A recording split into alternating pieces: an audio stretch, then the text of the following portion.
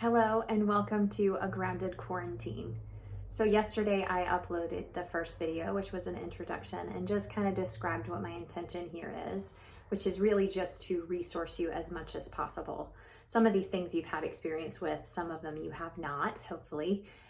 So to whatever degree this is helpful to you, that's my intention. If you feel like passing it along to someone who you think could benefit, that would be great. Just trying to resource the community as much as possible. So we're going to be doing things like gratitude practices, breathing exercises, self-care, self-love, self-worth, all of those things. The thing I've decided to start this off with is the practice of tuning into our intuition. So you may be thinking, Mary Christine, that is the most random thing you could possibly have started with, and really what do you mean? How do we practice that? And why is that important? So let me explain. My guess is, my strong hunch is that you guys have some of these skills. You know them. We talk about them a lot, right? Anytime someone's stressed, we say, come on, take a deep breath with me, right? Now, sometimes when we employ these skills, they don't work. And one of the reasons that they don't work so well, I think, is because we're not really checking in with ourselves to see what we need. We're just blindly reaching in for a tool. So an analogy I could give you is if you're trying to build something and you're drawing, you're trying to hit a nail into a surface of something, into a wall, okay? And you blindly grab into your toolbox and you pull out a wrench.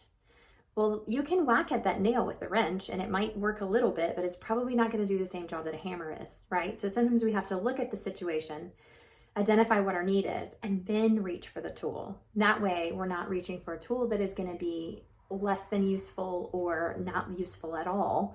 A lot of times what I see with breathing skills is if someone doesn't know how to breathe, they just hear, take a deep breath. They end up doing this, right? Which is, ooh, I'm making this shake, which is hyperventilating, right? So we have to use these tools with intention and because we know, we've identified that that's the thing that we need.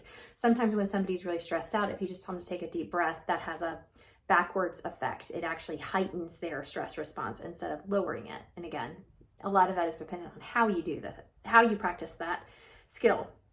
But the worry here is that if you don't benefit immediately from whatever skill it is that you're anxious and you try to deep breathe and it doesn't feel like it's working fast enough for you because maybe you didn't check in with your intuition and you picked one that didn't quite meet the need, right? Then our tendency is like, that never works for me. That whole breathing thing is just useless, right? So I want to encourage you, try not to throw away any of these resources.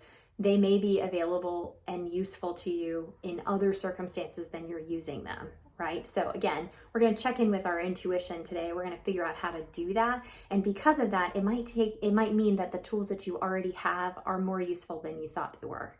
And then we can just build upon that.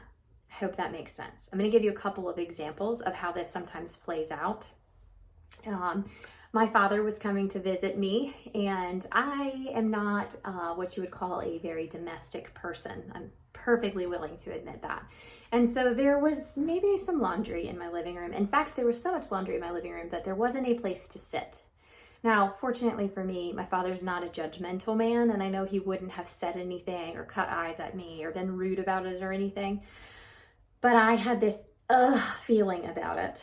And I was fully decked out in my yoga clothes. And you know, yoga helps with everything. Yoga is wonderful. So I was planning to go to yoga to de-stress, feel better, so I could be in a better mood when my dad showed up. And I had this moment where I checked in and I said, what's going to feel better to you? Let's play this whole thing out. Let's play the scenario out. So you go to yoga. And it takes you 5 minutes to get into the practice. And then you enjoy 30 minutes of a practice. And it's beautiful and you're super connected to yourself and you feel great. And then you get into Shavasana and you're trying to hang in there, but then the intrusive thoughts start. God, you really should have folded that laundry. You're really not very good at this household stuff. Your dad isn't going to say anything, but he's going to be judging you. You're awful, right? That's not helpful. But we all do it to varying degrees. And so I looked at that scenario and I thought, yoga is a very good coping skill for me. It works a lot of the time, but today that's just not feeling like the one. On the other hand, folding my laundry almost never feels like self-care, but in that scenario, it ended up being what I needed to do. Now, I found a way to make it more useful and I turned on my Netflix and watched whales, which I think are beautiful, and they calm me down and I don't have to attend to it too much. So I got my 4 loads or however many folded, and my dad had a place to sit, and I felt like I had successfully calmed myself and I had produced something. Not that production should be held as like the standard or anything, but it's just an example of how something that has always been a very good practice of mine, a yoga practice, has been very healing for me. In that situation wasn't the tool that I needed. So I hope this is explaining somewhat what I'm talking about. So how does someone reach their intuition? What are the manners of doing that? What is the practice? Okay, so I think there are several ways to do this. I'm going to give you a couple to try. If anybody has any other ways that they seek their intuition, I want you to post it below to share with the community. Okay, thank you. So one of the ways is to do a body scan, right? So you start at the top of your head. Let's just do this, okay? I'm gonna do it standing. You normally would do it sitting, but it doesn't really matter too much. You just wanna be comfortable, right? So you close your eyes and you scan from the top of your head all the way down to the tips of your toes. And you just notice any sensations. Any tension, any heaviness.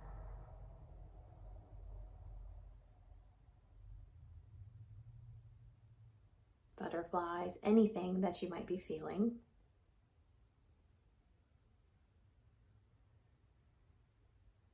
And then after you've identified an area of sensation, you want to focus on what is that thing.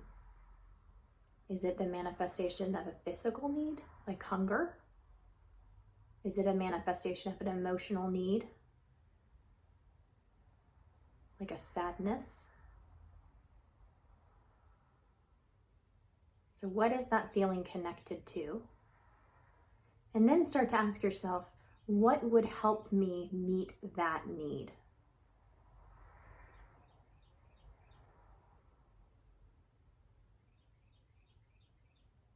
And take a few deep breaths, and if you sit with it for just another minute,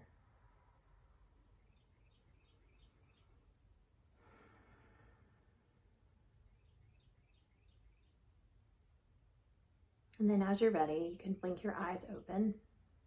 So I hope that you had an experience of at least starting to tap into that intuition through the use of body scan. If you didn't, that's okay. There's plenty of opportunity for trying. This is a practice, right? So the more that you do it, the more sort of mastery you will have over it. The more easily it will be to tap into that self-knowledge. So another way would be use the example I gave you before. It's when you look at, okay, here's what's going on in my life. Here's the situation. And then you say, okay, would this work to help? Would this work to help? Would this work to help? So you start to sort of play around with the idea of, okay, if I'm anxious, right? I don't feel good. Whatever that means. In my situation, I'm nervous about my father coming. I'm getting into self-judgment.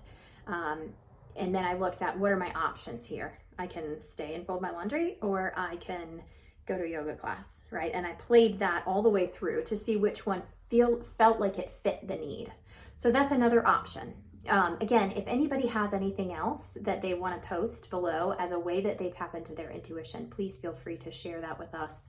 I'm hoping that we'll be able to build some kind of community here where we can all share resources, because that's the intention.